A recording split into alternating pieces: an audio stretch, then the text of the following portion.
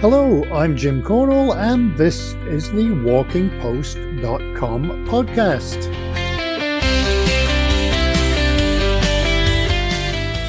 WalkingPost.com is the news website dedicated to walking, with all the latest on books, health, festivals, gear, trails, and more. This podcast, number 13, hopefully not unlucky, is airing on Friday, May the 23rd, which just happens to be Don't Friday, although I'm not sure if that means being out in the sun too long or fried food. Considering I live in Scotland, where fried food seems to be the staple diet. I mean, where else can you get deep fried pizza and deep fried Mars bars? It's also World Crohn's and Colitis Day, and it's World Turtle Day. And I did actually know 3 of the people born on this day: Drew Carey, baseball manager Buck Showalter, and tennis player John Newcombe. And today is also the day this podcast comes out, but you knew that. It was another wonderfully warm week here, but I wasn't able to do much, as my son picked a warm day to have a bad cold. And the next 2 weekends it looks like it's back to normal for Scotland, as the forecast is dreich, which is a Scots term for wet and miserable and generally rubbish. Not much else to report from this week other than a flat tyre on the car, new glasses that I had to take back, and getting annoyed with myself for watching the Eurovision Song Contest. Anyway, the painful memories from that should subside quickly enough. It's about a week after the show, and I can't remember any of the artists or the songs. Maybe my expectations are just too high. The big test, though, is can I remember who was on the podcast last week? And for once, yes, I can.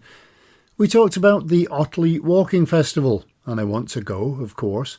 And our other guest was the author Ursula Martin, talking about her first book, One Woman Walks Wales, and her follow-up, which came out fairly recently, and that one is called One Woman Walks Europe. And I really enjoyed both of those interviews. Reading that new book is on my to-do list as well, although my pile of unread walking books keeps growing. Not as badly as the CDs to listen to pile, it has to be said. So, what are the subjects for this week's podcast?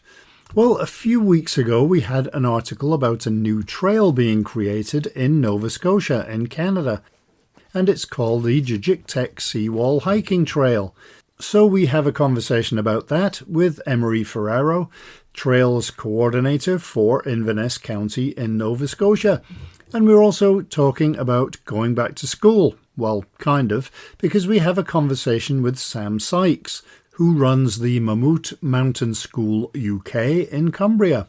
Of course, before that, a quick look at some of this week's articles on WalkingPost.com.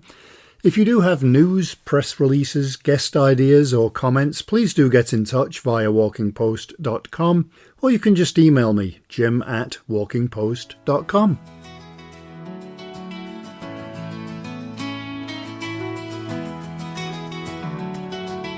So it's time for a brief look at some of the headlines of the news articles we had on walkingpost.com this past week.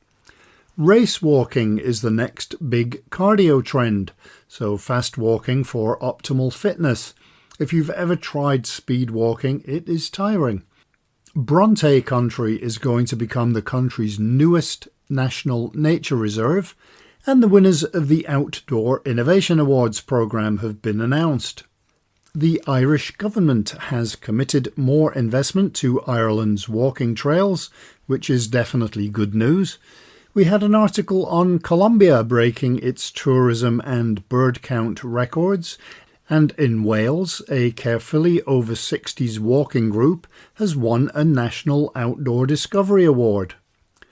Huawei has unveiled a new series of wearables, and the latest section of the King Charles III England coastal path from Mablethorpe to the Humber Bridge has opened. I used to cycle out to the bridge when it was being constructed and take photos, and the day that the Queen opened it was the day of my driving test. What a mess that was. Definitely some interesting industrial landscapes heading by Grimsby and Immingham, and nice views of Hull across the Humber and across to Spurn Point.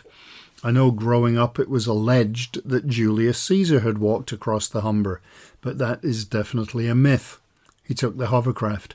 Anyway, you can read all of those stories and more at walkingpost.com.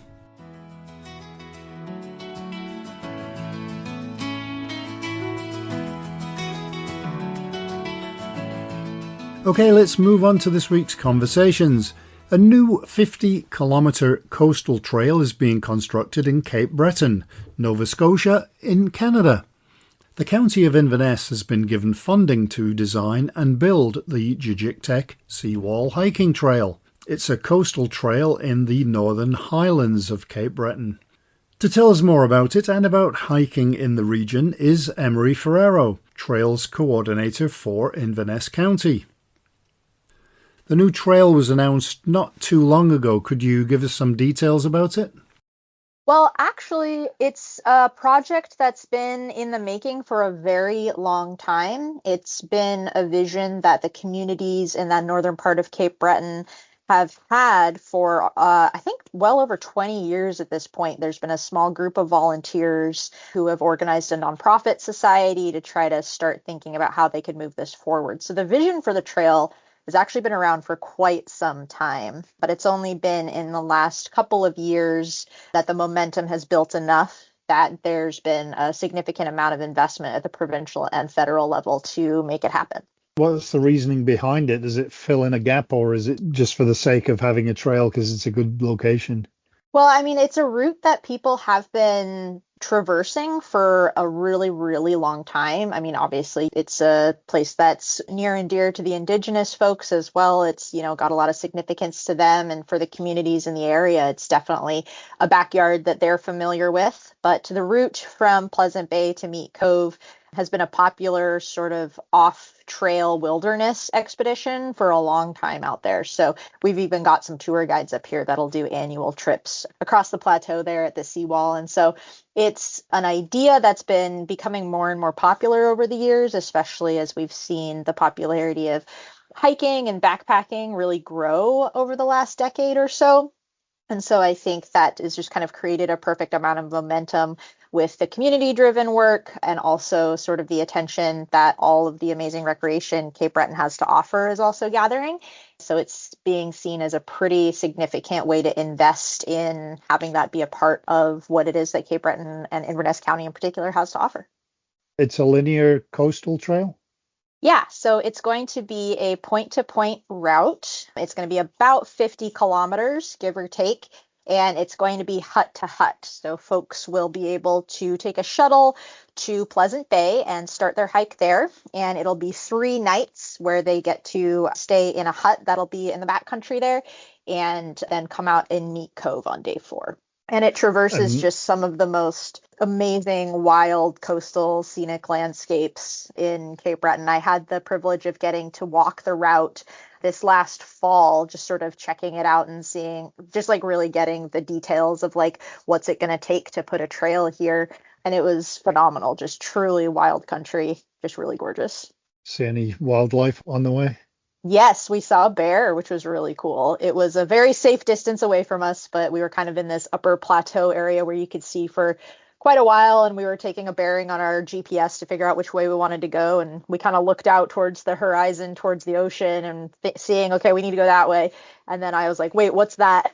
And about, maybe 500 meters out and away, there was a very healthy, happy looking black bear just taking its time, eating some blueberries. And we said, all right, we'll go somewhere else. But it was really, really cool. And then we didn't see any moose, but the evidence that they are out there was very abundant. Is there any way of what you don't want is millions of people descending on a new trail and all of a sudden the wildlife moves out? And of course it's Cape Breton, so it's not going to be millions of people. But is there any thought of mitigating that nature human balance? Absolutely, absolutely. We have some sort of a set of values that are driving decision making, whether it's how we engage with communities, how we're designing the trail, and that environmental sustainability and low impact is top of the list. So we're really looking at making sure that we use construction methods that are low impact. And then also because it's a hut to hut system, we will be able to have a cap on how many people are hiking the trail at any one time because it will be hut stays only for people who are hiking. And so we'll be able to know at any given time how many folks are out on the trail and we'll be able to manage the traffic that way. No, that's excellent. Do you think more people are choosing outdoor vacations and locations within Nova Scotia rather than Lunenburg, Halifax, Peggy's Cove? Yeah, I mean, that's a really good question. I'm still pretty new to the area myself. So I think just from what I've heard, there's definitely an uptick in the interest of folks either from Nova Scotia wanting to vacation and find adventures in their own backyard, and also folks from the rest of the maritime provinces also wanting to know, about all the amazing adventures that are here in the backyard. And also just kind of given recent geopolitical issues, I think we're going to see a ton of Canadians wanting to stay local and vacation in Canada and find adventures here first and foremost. In the UK, Nova Scotia aggressively advertises to try and get tourists. So it's probably beyond just Nova Scotia that they're looking to get people from. For sure. There's definitely, once the trail, is ready to be ready for that sort of prime time scene, there's definitely going to be a lot of effort to, share it beyond just our backyard so that folks from all over the world could kind of celebrate it with us. And Nova Scotia has, deep old ties to Scotland in particular. And I think that bridge is going to form pretty naturally for sure. Yeah, definitely. And I think as well with having just a few days, it's not like the Appalachian Trail or the Pacific Crest that's going to take you months. You could go for a 1 or 2 week vacation and still find time to do other things if you were going to do this particular trail. Exactly. And that's kind of the beauty of it is that not only can it be a standalone adventure, but it also complements the other options for experiences in the area. So, you get to the end of the trail and there's going to be a food truck there with the best lobster rolls, around. And you're going to be able to enjoy the local seafood. Another thing we're very excited about is we've been very intentional about partnering with the Mi'kmaq communities throughout the entire process of designing and building this trail. And there's going to be a really cool opportunity to build some Indigenous-based tourism and Indigenous-rooted experiences for folks that want to come out.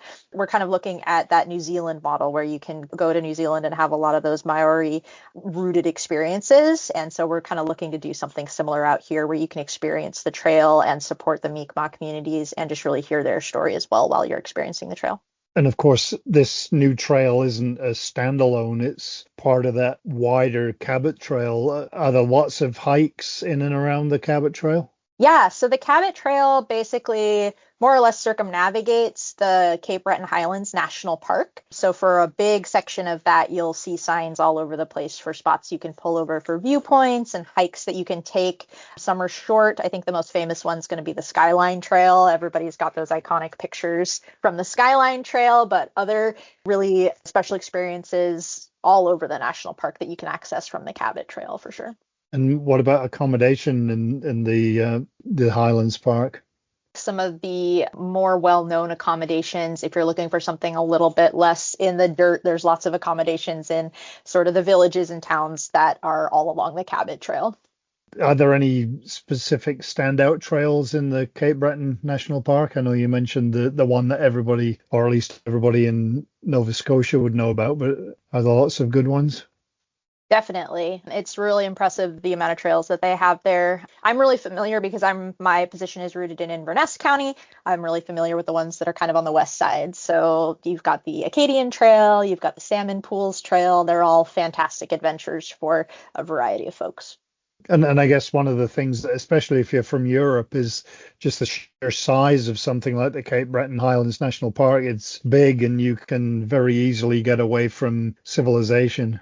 Yeah, absolutely. I think that's something that's really neat about Cape Breton. It is a very rural place. It's out here. And so you do get that experience of having everything be, a big, wide expanse and everything else being kind of smaller scale and enjoying the wonderful things that all the little villages have to offer in the area too. You mentioned you met a bear. Do you have to kind of educate people on safety and etiquette and trails and that kind of thing? Yeah, I mean, I think that's the case anywhere you have trails and recreation, right? There's the component of you want folks to be safe while they're out there enjoying their adventures, just understanding your basics of kind of your classic outdoor 10 essentials, and also sharing with folks about how to leave no trace when they're out there. And then also there's a lot of like location specific safety considerations. We were talking earlier about the moose and the bears. So just knowing how to safely hike in their habitat. I think you're going to find that anywhere that there's hiking, that we'll do our best to kind of educate folks so that they can stay safe out there and also know how to respect the landscape. I think my preferred method of kind of educating folks is to, especially when they're visiting from away, is to just sort of invite them to be a part of the local culture of taking care of a place that we love. You know, they get to enjoy it and be here temporarily to enjoy it as they're visiting. And we just want them to kind of join us in our culture of locals as we take care of the land that we love to. I don't know if you keep records, but are more people visiting that area, Cape Breton, and specifically around the Cabot Trail and Inverness County? I mean, I started my role with the municipality back in June, and I think that the creation of my position in and of itself is sort of a testament to the need. I always like to say my job is to connect people to trails and trails to people. And so my role is really crafted as a way to not just get community members out and enjoying the trails in their backyard, because I mean, it's so much more than just the national park. We've got trails all over Inverness County that are just amazing, and they all serve different communities. And so it's not just getting folks out on trails, but also connecting trails that maybe need some love or some maintenance or ideas for new trail development to community groups that can really champion that, and empowering them with volunteer recruitment resources, grant funding, different things like that, so that they can really uplift and bolster the amazing offerings that we have here. Is that an easy thing to do? You mentioned like the maintenance of trails and things. Is that obviously when you've got a national park, then they take care of it, but some of the local trails, is it easy to find people to help? You know, it's a complicated answer. Trail maintenance itself, there is a lot of, science behind what creates a good, solid, sustainable trail that can handle the use that it's being created for. And that's like something that I have a lot of experience with, is like being on trail crews and things like that. And some people look at me a little crazy if they think that my idea of a fun afternoon is being out in the woods with a grubber working on trails, but I think it's a blast. And so what we're really seeing around here is just that so much of the trails that have been crafted and created and brought to life by the community, those volunteer groups are really kind of like a lot of the rest of the population in Nova Scotia has been aging up until fairly recently. And so we're seeing a fair amount of just sort of the same volunteers volunteering on all the trails in their backyards, and they're getting kind of burnt out and they're kind of aging out of the ability to really put a lot of that sweat equity into the trails. And so one of the things that's really top of mind for me is working on how do we get younger people more involved in trails, whether it's young professionals, whether it's families, whether it's, youth. Something that I'm really excited about and I'm passionate about is creating job opportunities for youth. So something that we'll be offering this summer is a summer trail crew, where I'm going to be hiring a small cohort of high school students as well as a college student who will be coordinating with me, to have a group of youth that will be available to add capacity to projects that these volunteer groups maybe have been putting off because they don't have the capacity to tackle it. So whether it's like installing a bridge or rerouting around a landslide or things like that, some of these bigger projects that we can lend some youthful energy and time to. And then not only do we then offer that to be able to help take care of the trails locally, but those youth will walk away from that summer position with a deep skill set in community engagement, skills in natural resources that they can apply to any future career, as well as really practical things like first aid certification. So I'm really excited about how that community piece can be really symbiotic. And it's not just, I think sometimes volunteering gets sort of looked at from like a more negative angle, where it's just people like giving over and over again. But I think, for me, as someone who's really passionate about supporting volunteer groups, I want to make sure that volunteers are also getting something out of that experience, whether it's pride in a job well done, a sense of ownership over and, accomplishment over participating and taking care of a trail in their backyard that they walk their dog on every day, or even just building career skill sets. I mean, I'm in this career because I started as a volunteer and because I built that skill set of technical trail expertise as well as community organizing. I was able to turn it into a career. So I'd love to be able to turn around and offer that as something that other folks can participate into. And I guess you also hope that those people that do work on it will spread the word about the trails and attract other people to come up there. Yeah, absolutely. Is it part of that, part of what you do, promotion of the trails? A little bit, yeah. My position focuses really on getting community members out on trails. So I will promote locally and within communities to host like hikes that are, kid friendly or hikes that are great for like first timers. I hear a lot from folks that they want to hike more, but they don't have anybody to go with. And the idea of hiking by themselves can be, fair enough, very intimidating.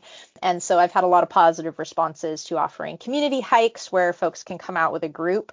As far as like larger, more like strategic marketing of Cape Breton as a hiking destination, we have some pretty effective and awesome tourism agencies here in the island that kind of take the lead on that. So my focus is to get our community members out on their own trails in their own backyard.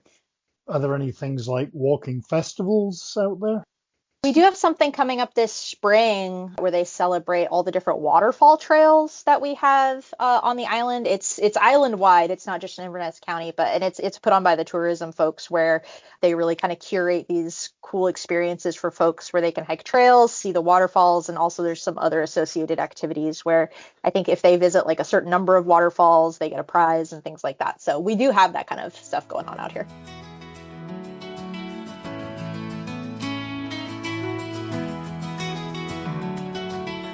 I know here in the UK there are many people that want to visit Canada, but they often head to the Rockies, Vancouver or Toronto, but Nova Scotia definitely gets its fair share of tourists.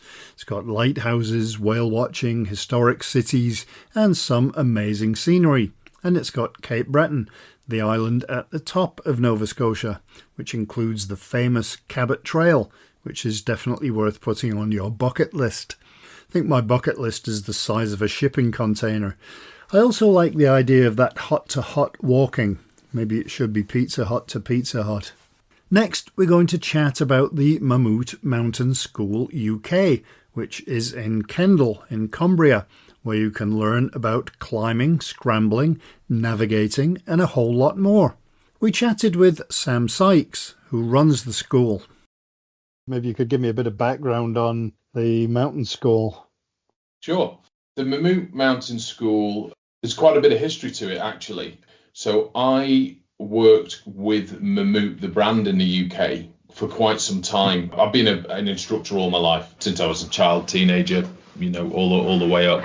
And I've done a lot of different jobs in the outdoor industry, from working at Outward Bound and various centres, freelancing, running, climbing walls, all those sorts of things. And it brought me into the world of Mammut, which had been a favourite brand of mine for my whole life anyway. And they used me to help them with the retailer training. So that's where we take shop staff out to train them on the product and what the product can do. Also, the retailers get a lovely day out in the mountains or a few days. So they used me exclusively to do that for quite some time. And I said, look, I run my own companies now, expedition companies and mountain schools. Why don't we set up the Mammut Mountain School? Because in the Alps in Switzerland, they had the Mammut Alpine School for quite some time with great success. So we started that, and we've been running alongside Mammut now for quite some time as a sponsored company. But now, as of this year, the Mammut Mountain School is a formal entity. And the idea behind that is we'll obviously continue doing our work with the outdoor industry and retailers and buyers and so on and so forth. And we'll take them doing all sorts of things that show them what the equipment can do and give them some more information on it through the experience of actually being in the mountains. But really, the mountain school is aimed at members of the public who want to come out and learn more about skills relating to the mountains. So that can be anything from basic navigation skills right through to alpine preparation for the greater ranges, big wall technical things while camping, anything really that you do in the mountains we cover. We're also training instructors with MLs and things like that, passing them out. And this year with Mammut UK, obviously brands evolve over time in how they interact with their customer base.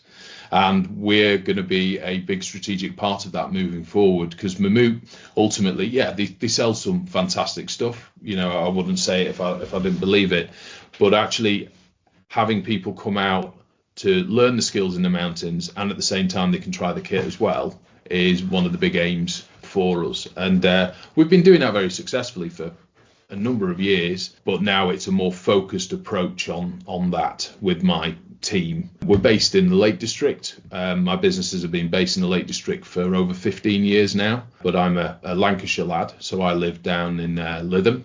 I've been involved in the mountains since the moment I could walk. My father brought me into it. He ran the Duke of Edinburgh's Award voluntarily for over 50 years. He's just retired a year ago, but he's still involved. He's in his mid-80s. And I grew up with that. So as well as the 2 mountain schools I run, one of them being the Mammut Mountain School, I also run Sam Sykes Expeditions, which is the world's largest commercial provider of Duke of Edinburgh's Award expeditions. So we're busy year round doing everything with young people all the way through to adults and families and whatever it may be. With the Mammut Mountain School, it's a great thing for my more experienced instructors to be involved in, because it's sort of, you know, those higher level skills that we're looking at. We've got out a all-female mountain leader training course going on. They're enjoying the great weather. They were doing steep ground skills yesterday and they're out on their expedition tonight.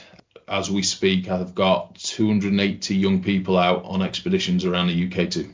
You mentioned getting the people that sell or that are associated with the Mammut gear out into the field to kind of experience it. Is that unique, or do a lot of companies that create this kind of gear do the same thing? To my understanding, not to the level that we do. So last year, as an example, I had pretty much every retailer that works with Mammut out on the Via Ferrata at Honister. And the reason that we do that, the Via Ferrata, we were doing other stuff as well for other retailers too, as well as that. But it allows them to not only wear the footwear and the clothing, but also the packs, the helmets, the harnesses, the Via Ferrata gear, so on and so forth, and actually get to use it in context with our expert instructors who can sort of put that into the perspective of, you know, what they're going to be saying to customers and how it gets used over in the Alps, things like that. All right. What kind of courses are you going to be offering, or do you offer? Everything that we do at the Mammut Mountain School, we base it around the customer. I'm a firm believer in low ratios. So we're not a company that likes to take out a big team of 12 or 15 people doing navigation training. And for the vast majority of our courses, it's a 1-to-6 ratio or lower. And that allows us to adapt every single course we do around the customers that we're actually working with. And the majority of what we actually do is what we call private guiding courses. So somebody will ring up and they'll say, oh, Sam, I've done this, that and the other. I've climbed Snowdon. I've done a bit of basic scrambling, but I really want to climb the Matterhorn. So I'll work with them to put together a package of private guiding to get them through the skill sets required to get them ready for that. And then probably introduce them to one of our associate guides that works over in Europe, or the Mammut Mountain School Europe. So we do that. And then obviously we have a number of courses. So we do a crevasse rescue course, which is incredibly popular. We do that at our headquarters in Kendal. We've got basically a great big hole in the floor in our unit that is our fake crevasse, but it's indoors, inside, and it's an evening session. People can come and practice the theory behind crevasse rescue and understand that in an environment where they can stand there with a cup of tea and look at it and then play with the ropes without having to go and get out to the Alps and actually go into a crevasse. Obviously, we very much recommend that you do that eventually, but to get your head round the systems, especially for those with not much climbing experience, ropes and knots and prussics and bits and bobs can all get a bit confusing. We do quite a bit of scrambling. There's a lot of people now getting more and more into scrambling, so we're going through basic, intermediate and advanced scrambling courses. And then we'll do general climbing courses, learn to lead, climbing development and lead development courses. Wild camping is another big course that we offer, where we actually take people out and teach them to safely and responsibly wild camp in the United Kingdom.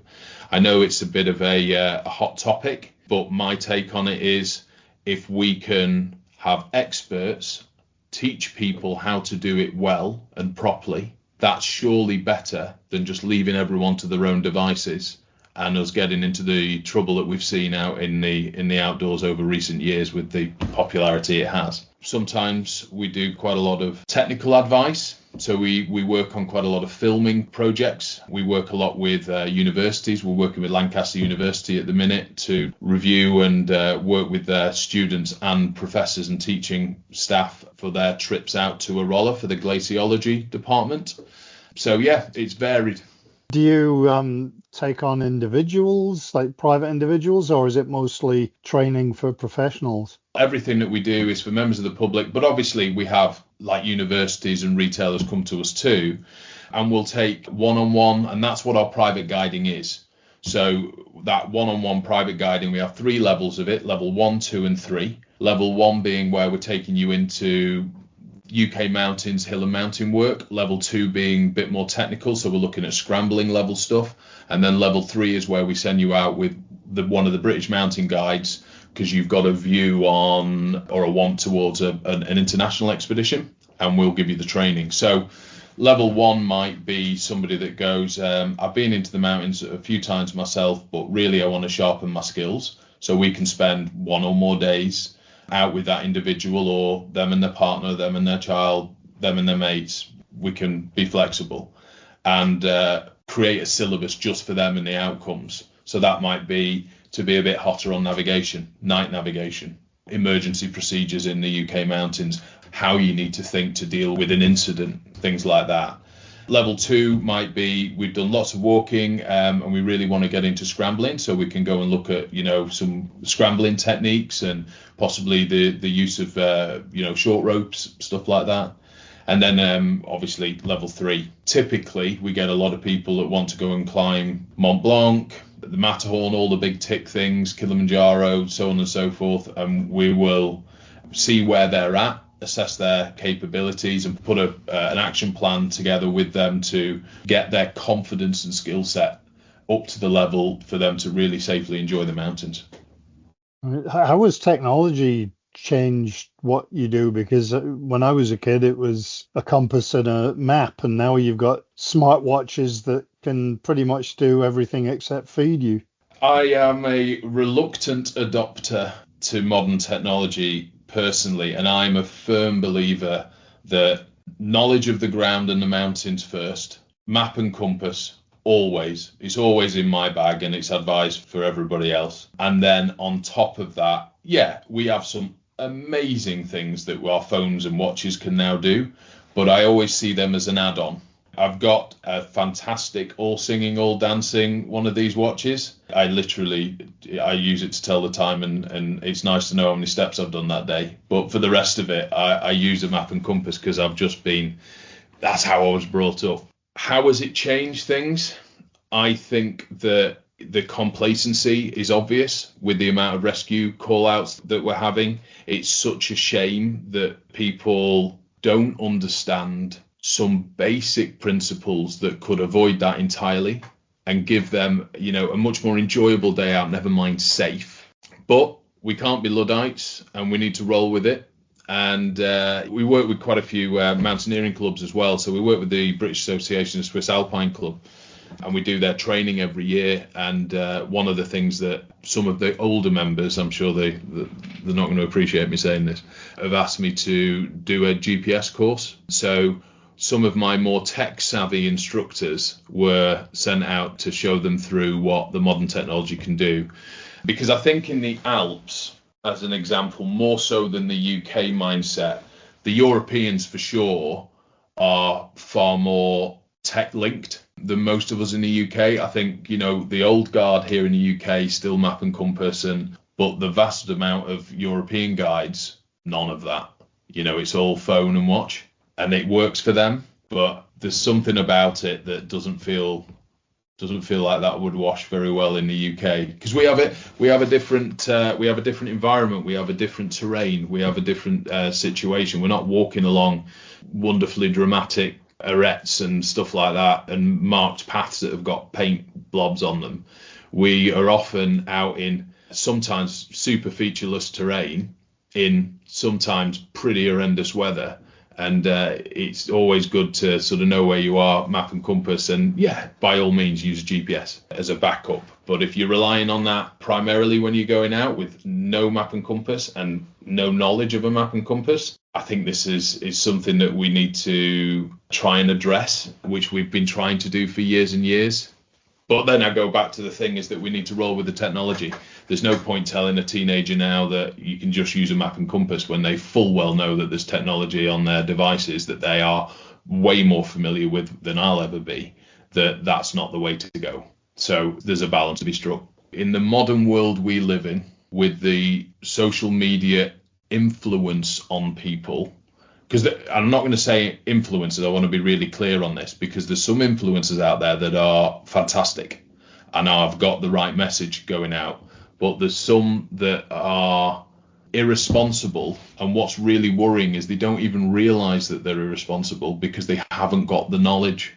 So they're saying these things on social media and people are absorbing it as though that they're the font of all knowledge, and they just don't have the experience and wherewithal to even know that what they're saying is quite dangerous. And then you get the ones that are taking selfies or doing filming, and you're just looking at them thinking you're putting yourself in so much danger here.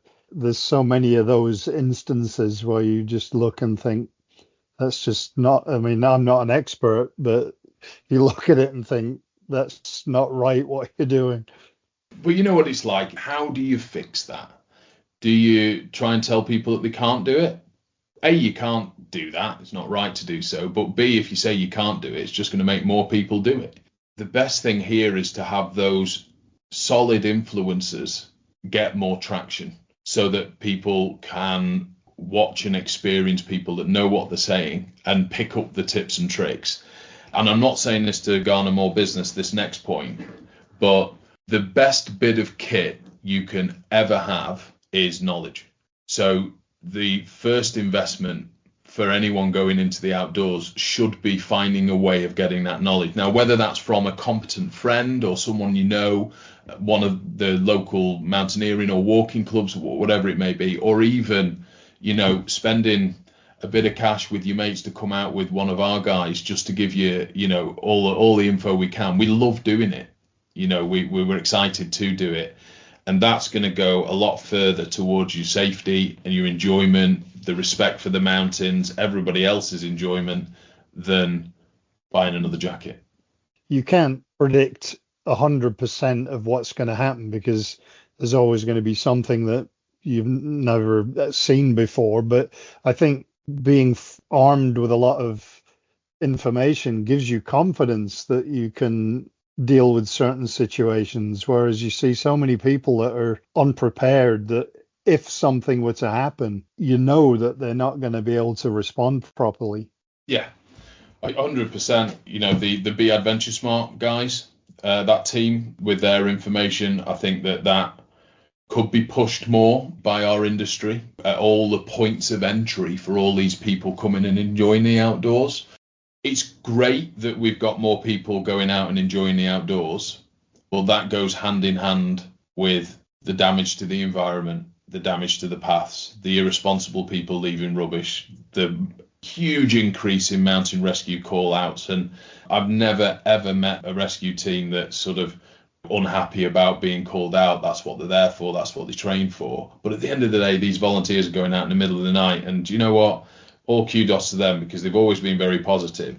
I'm an instructor. I've been an instructor all my life to try and make a bit of a difference with that. You guys in the media as well, you can make, your difference. And as long as we're all trying our best to say, come and enjoy the outdoors. That's great. Get some knowledge.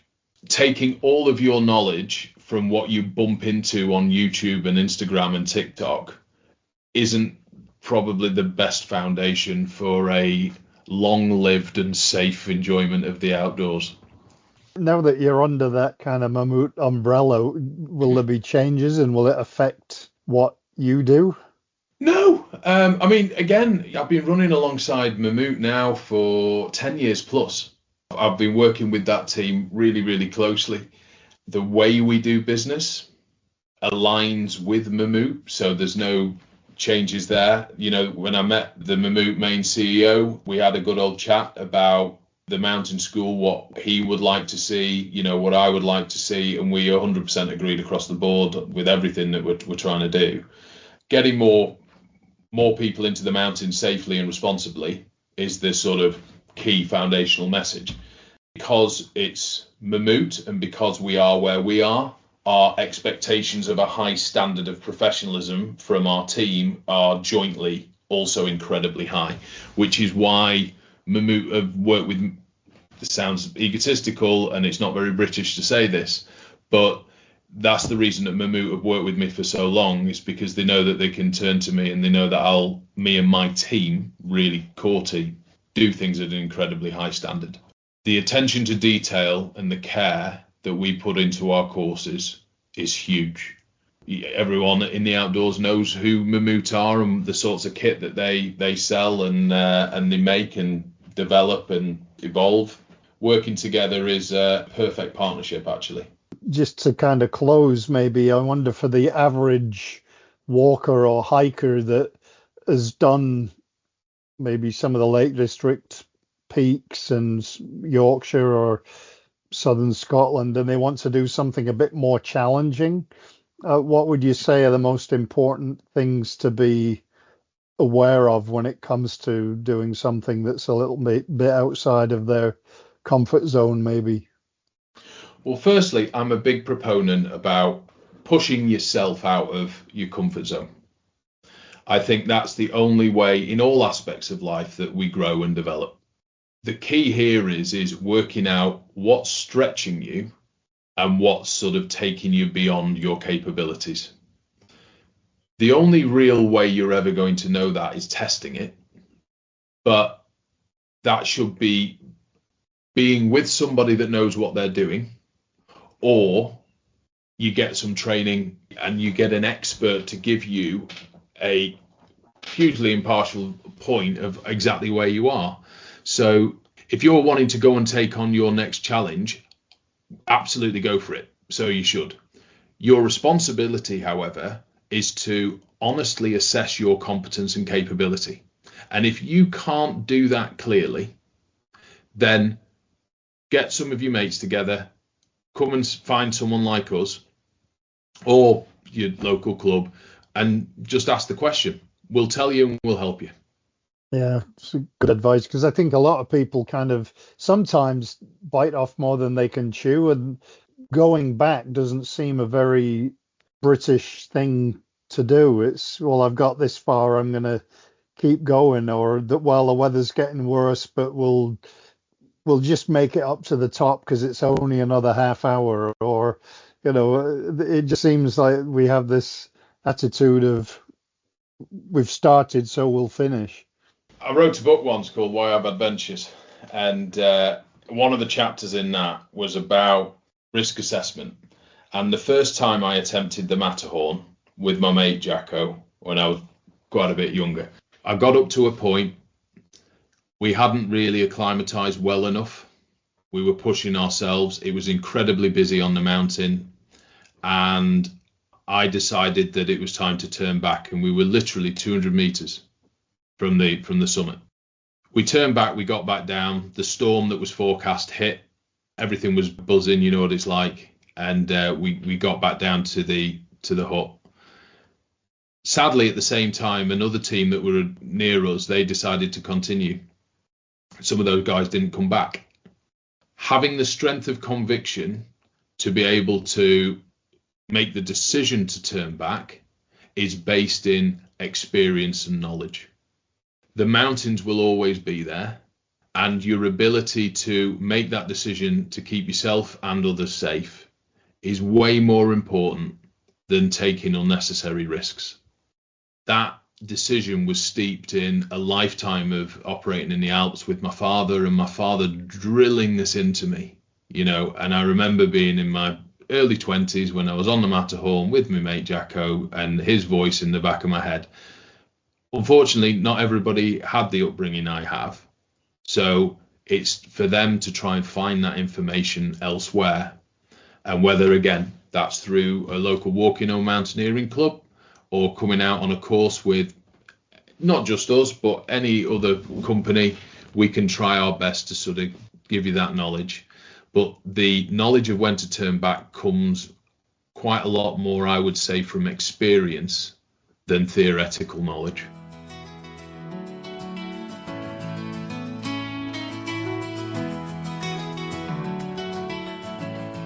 Another really enjoyable chat, and I definitely encourage anyone interested in learning more about safety, navigation, climbing, or simply feeling more confident about heading to the hills and mountains to definitely make the effort to learn more.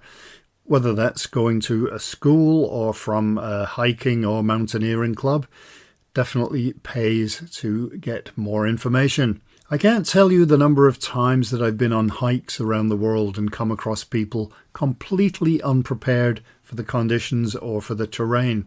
So some great advice from Sam in that interview. So that's it for this week's podcast. Next week our subjects should be insurance for walking holidays and the amazing Coast to Coast Walk Passport. It's a long weekend here in the UK with a holiday on Monday and there's no school on Tuesday. And of course, it's forecast for rain. Should be filming on Saturday, but it's indoors, so I assume that we won't get wet. I was filming in the small town of Douglas this week. What a beautiful place that is. And I learned a lot too. We'll be back next week for the last podcast in May. So I hope you enjoyed this week's WalkingPost.com podcast. And I hope that you have a great week, hopefully with a walk somewhere, even if it's just around the supermarket. So, until next time, happy trails!